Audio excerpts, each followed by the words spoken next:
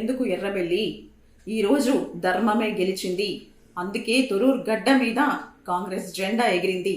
అదే ధర్మం, అదే న్యాయం. నువ్వు నీ కౌన్సిలర్లతో శివాలయంలో ప్రమాణాలు చేయించావు, కానీ ఆ పర్వతాల శివుడు ధర్మం వైపు నిలిచాడు, జాన్సక్క వైపు నిలిచాడు, యశస్వినక్క వైపు నిలిచాడు. అందుకే ఈరోజు తొరూర్ గడ్డ మీద కాంగ్రెస్ జెండా రెపరెపలాడింది. చూడు దయాకర్ రావు, నీ వల్ల నా ఉద్యోగం పోయింది, నీ వల్ల నేను రోడ్డు మీద పడ్డాను, నా పిల్లల కోస, నా కుటుంబం కోస నీకు తగిలింది కాబట్టే ఈరోజు నువ్వు ఏడుస్తున్నావు. నీ కుట్రలు, నీ కుతంత్రాలు, నీ మోసాలను ఇక నుంచి అడుగు అడుగున జాన్సక్క తోడుతో, యశస్వినక్క తోడుతో ఖచ్చితంగా ఎండగడుతా.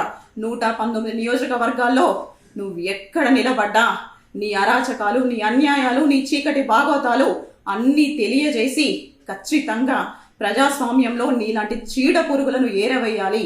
40 ఏళ్ల చరిత్రలో నువ్వు చేసిన అన్యాయాలన్నీ బయట పెడతా.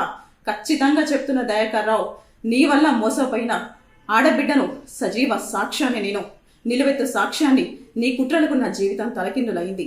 ఈరోజు ప్రమాణ పూర్తిగా చెప్తున్నా, నా కాంగ్రెస్ జెండా సాక్షిగా చెప్తున్నా, నీకు రాజకీయ సమాధి కట్టి ఆ సమాధి కాడ దీపం పెట్టి నిన్ను నీ పర్వతగిరికి తన్ని తరమకుంటే నేను ఒక దళిత ఆడబిడ్డనే కాదు.